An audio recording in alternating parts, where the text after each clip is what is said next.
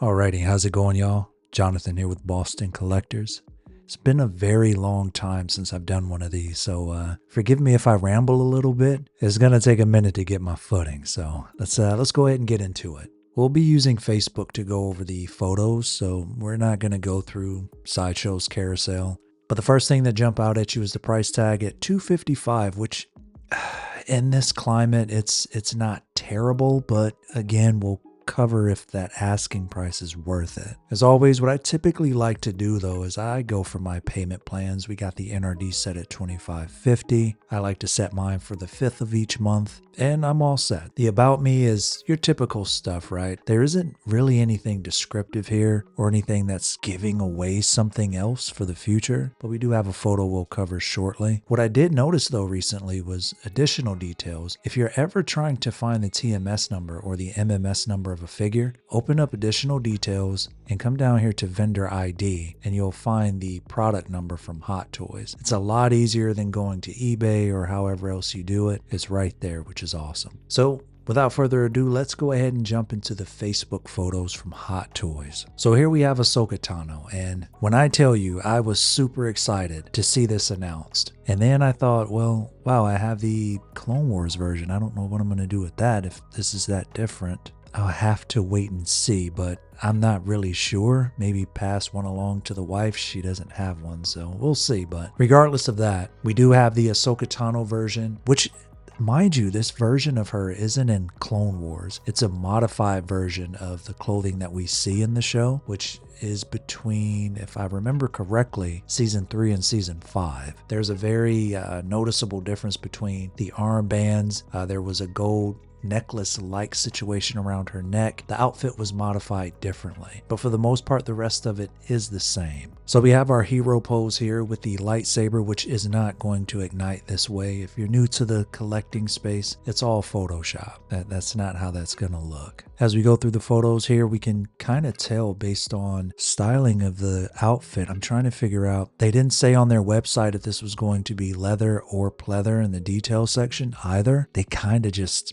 they left it unanswered. It's just reddish brown with no inclination as to if this is going to be pleather or leather. So it's up in the air for now. I'm going to say it's probably going to end up being pleather. Same go for the armbands. We've got the molded plastic on the gauntlets. Yeah, this is just kind of how Hot Toys roll. So this, I don't hand out 10 out of 10s. I don't. But this right here is looking like a 10 out of 10. At least the master portrait design. The Leku colors look exactly like what we received with the Mandalorian version of Ahsoka. It looks phenomenal. They captured the tattoos extremely well, and when we zoom in here, it looks as though they actually align them a lot better than the Mandalorian version of Ahsoka. And then the talk of the town, which very surprising. I can't believe that they went ahead and did this version of Anakin. At what point does it become Anakin fatigue? Is that a thing? I don't think that I would jump for this version of him. I have the one in my collection. I know this is technically a later version, and the one that we have is from the Clone Wars movie, whereas this could be from the show. Based on the hair up here, this is looking like a future artisan edition. The clothing's got far more texture to it. This is definitely a different version of Anakin. I just don't think that I would be jumping on it, but never say never. The portrait design, again, phenomenal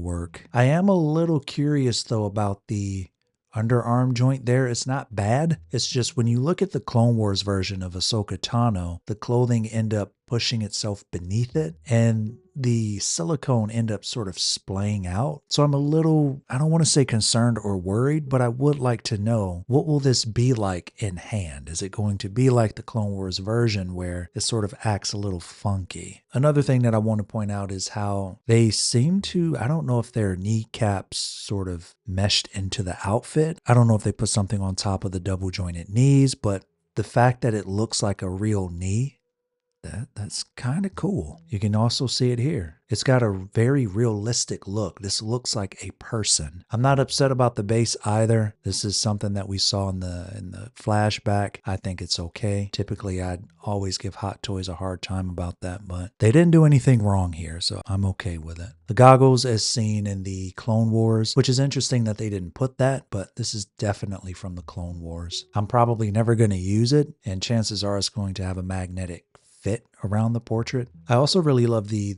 teeth impressions on the headdress there.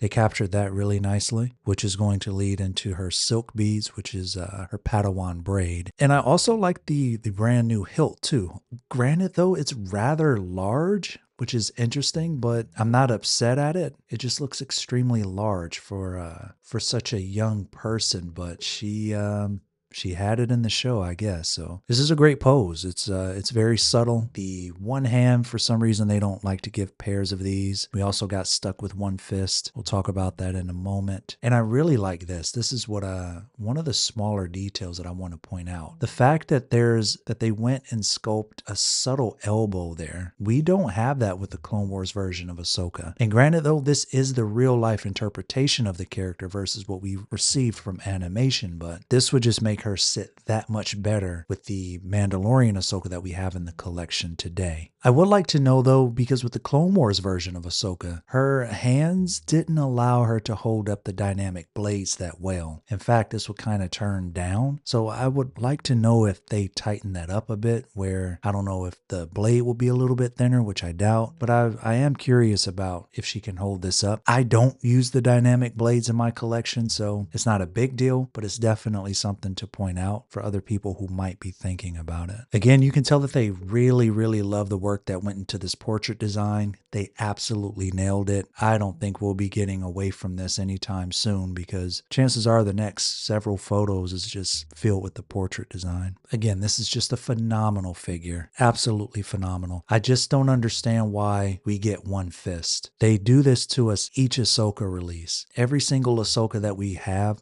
one fist, and it's always on the same hand. I don't understand it. I don't get it. So here, this is again the look at the joint, which I don't have a problem seeing the joint. My potential problem comes from if this will splay. I want to be able to have that longevity with the arms imposing her in a fight scene. So that's my only worry. And here we have Captain Rex and Ahsoka. They really nailed it. I would be surprised if there were any problems with this portrait design.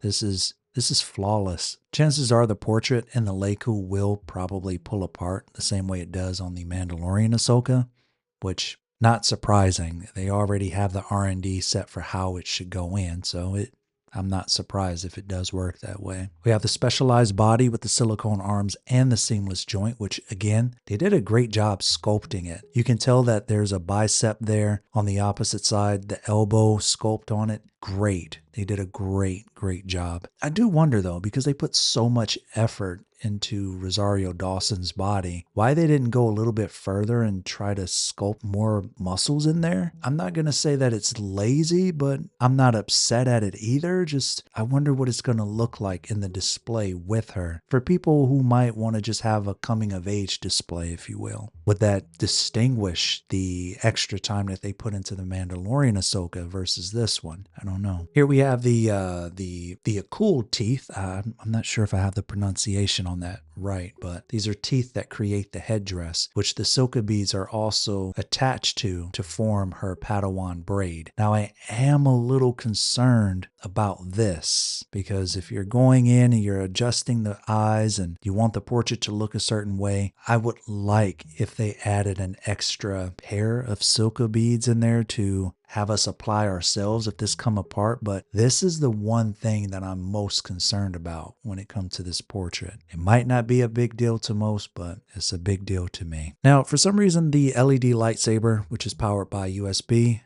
they don't show the junction box for whatever reason, and we also don't get the USB power plug, which they don't show here either. So that's something to keep in mind if you don't own a figure with the USB junction box. Other than that, I think the more important thing, which we can see here, again, the beads, they just kind of jolt out. They don't really lay. It's not like it's not an articulated piece. This is my main concern. I don't know how to feel about this because I haven't had something quite like this just yet. So that's my main concern. Now, my main issue typically comes from the hands. We have two pair of saber holding hands, two neutral hands, but then you also get one fist and one force gesture. I do not understand for the life of me, why we don't get two fists and two force gestures. It drives me nuts. I don't get it. And I feel like I'm the only one that complain about that. As for the base, again, this is no problem. This is exactly as we saw it in the flashback. I'm totally fine with that. The waist grabber, I'm not upset with it. I don't use the bases anyway, but I do feel like maybe this could be maybe not so tight around figures, but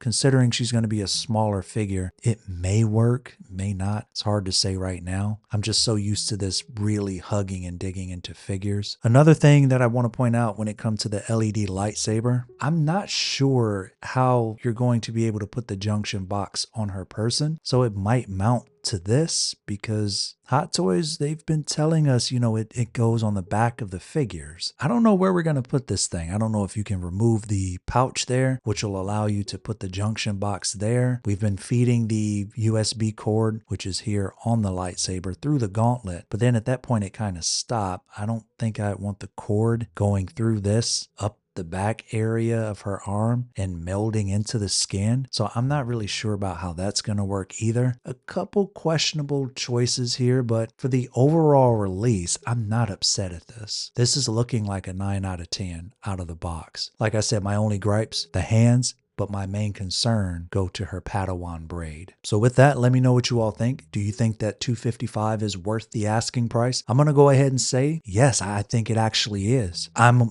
totally okay with paying $255 for this figure. This is also noting the questionable choices when it comes to what they did for the Ahsoka beads, the hands, but outside of that, this figure is looking phenomenal. They knocked it out of the park. I'm going to go ahead and leave it here, y'all. Let me know what you think in the comments down below. Again, I'm trying to work through getting back into the fold, so bear with me as we do. Thanks for watching, and we'll catch you next time.